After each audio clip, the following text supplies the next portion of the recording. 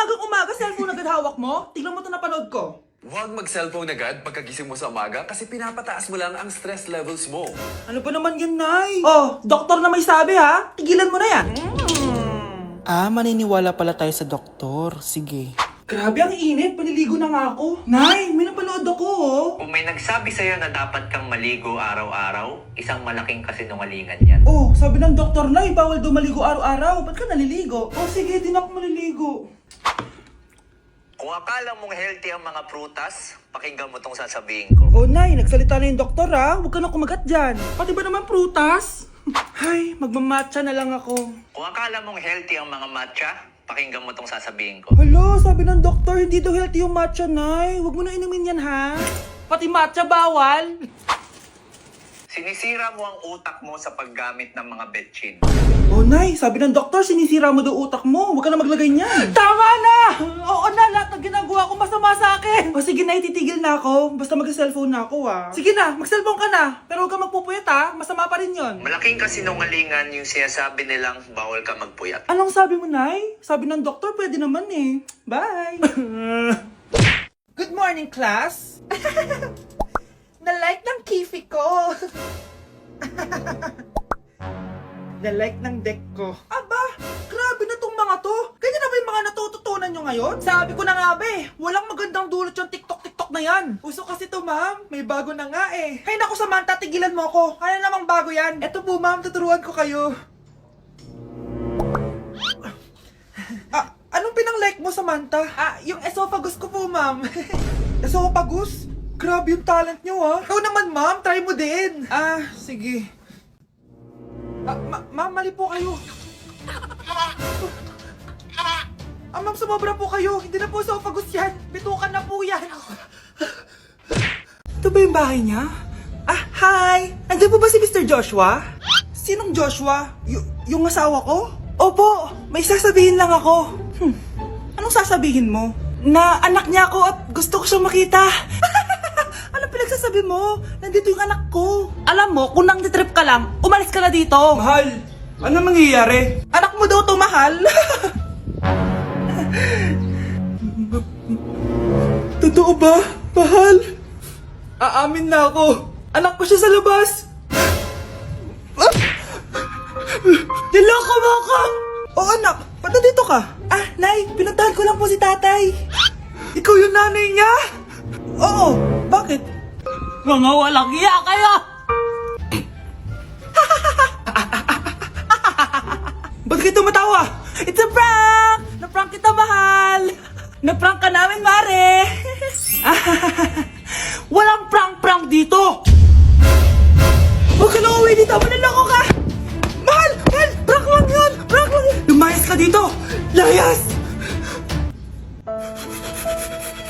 Mga anak, wala ba kayong mga assignment, ha? Ay, nakauwi na din. Mag-grow a garden muna ako.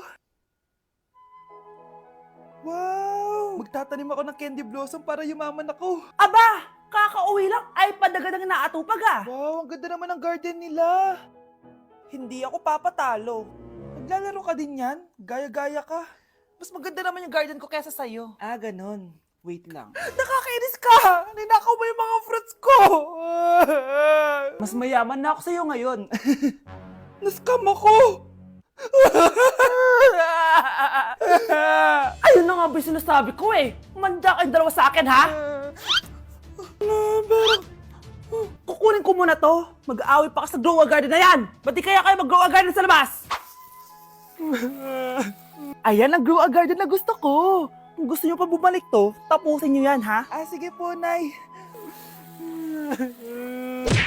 Okay, class. Let's start. Scarlett, sorry po, ma'am. Late po ako. Ay, bawal na pumasok kapag late. Doon ko sa labas. Hintayin mo matapos yung subject ko. Ma'am, pero... Labas!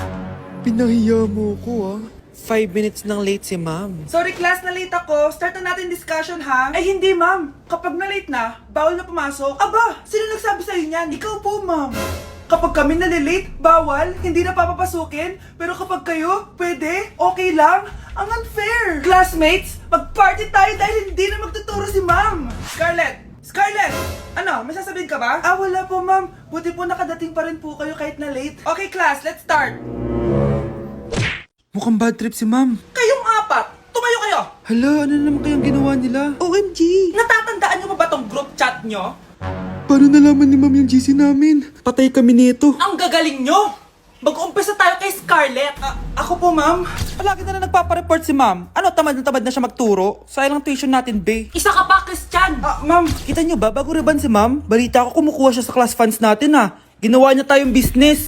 Samantha! Yes po. Ayoko talaga dyan kay ma'am. Mas gusto ko pa yung dati natin teacher. Buti pa yun, hindi nang babagsak. Tapos magaling pa magturo. Kyle! Akala ko matino ka. Guys, huwag nyo naman ginaganyan si ma'am. Mabait naman siya eh. Sa principal nga lang. Akala nyo di ko alam mga pinagsasabi nyo sa akin? Lahat po ng sinabi namin sa GC. Totoo po yan, ma'am. Diba sabi nga nila, ma'am, truth hurts? Truth hurts pala, ha? Sige, papakita ko to sa principal sa office. Sige, ma'am, sabihin mo sa principal. At sasabihin din namin yung mga baho mo. Ha? Anong ibig mo sabihin? Di ba may GC din kayo, ma'am? Sinisiraan nyo pa nga yung mga estudyante. Paano mo nalaman yon? Isang pindot ko lang dito at masasend na to sa principal. Huwag mong gagawin yan. Huwag mong pipindutin. Humanda ka sa akin, ma'am. Wag! Wag! O kalma, ikaw ay magtiwala, maniwala, sapagkat sa Diyos nagmumula ang pagpapala. May mga pagsubok tayong Yung lalaking umuwi dyan kagabi, hindi ako yun, anak. Umalis na kayo dyan ngayon na. Nay! Nay! Aray! Oh, mahal. Napano ka?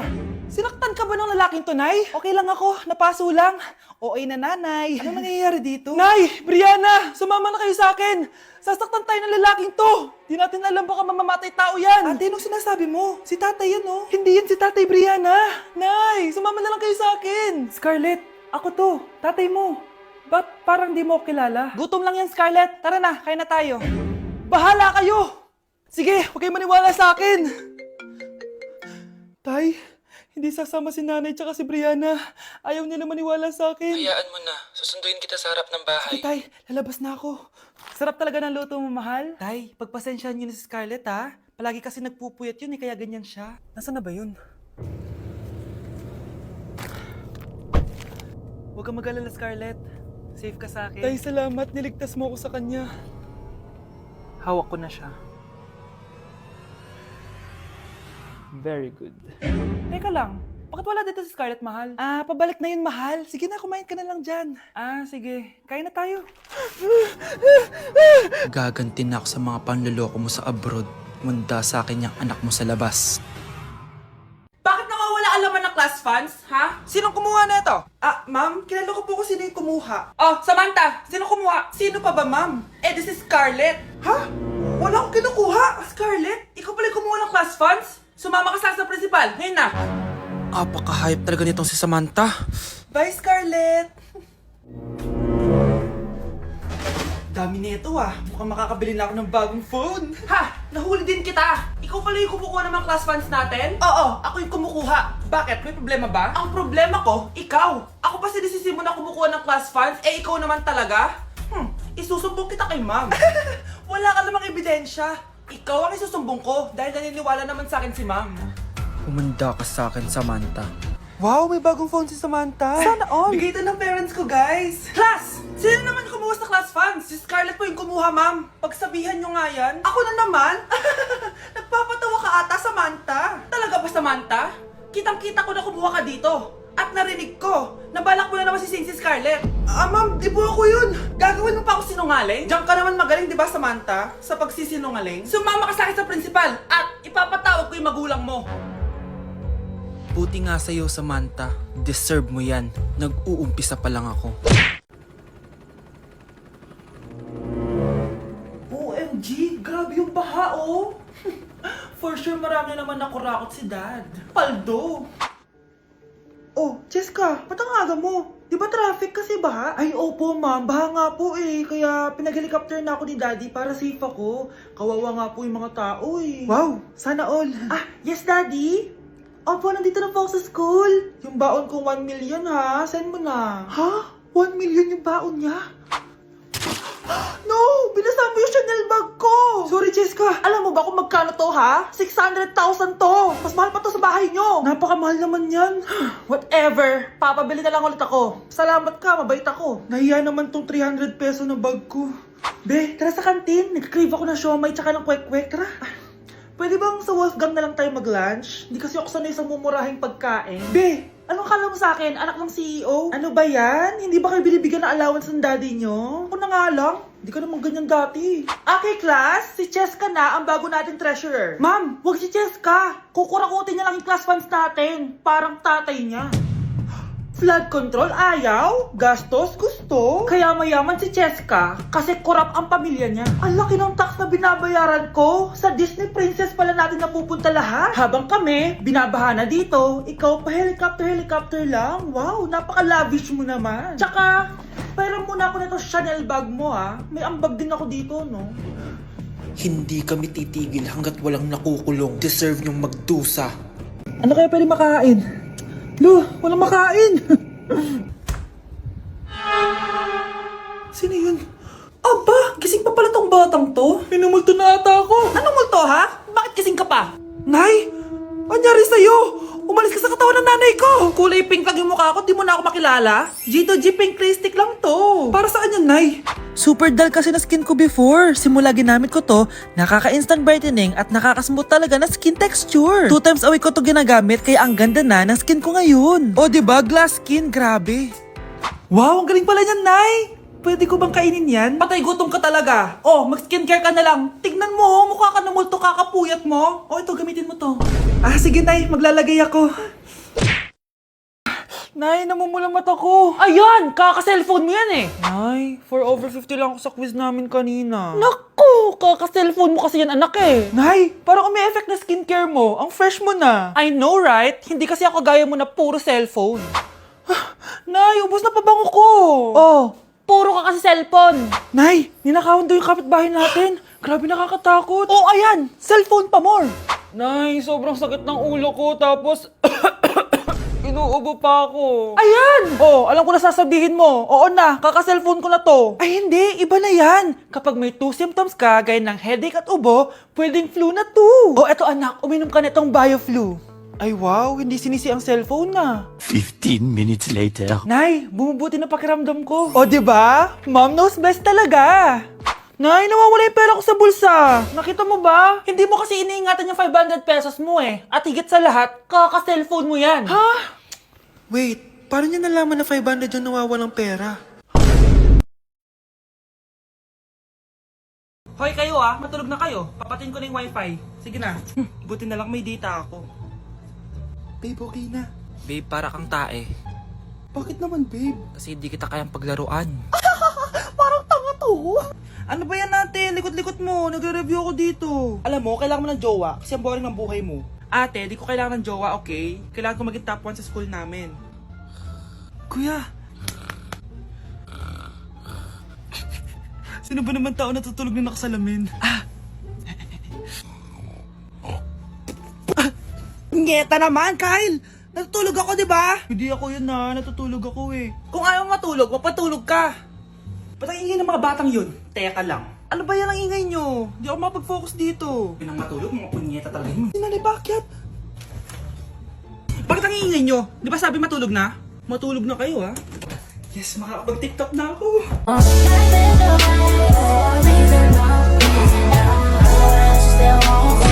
Anak, yung mga damit mo dito pakalat-kalat nanagdagan na naman. Oh anak, ano namang iniiyak-iyak mo dyan? Nay, tignan mo itong itsura ko Padami na ng padami yung mga pimples ko. Oh, diba? Sabi ko na nga ba Puro ka kasi cellphone at puyat. Oo nga, tama ka, Nay. Scarlett?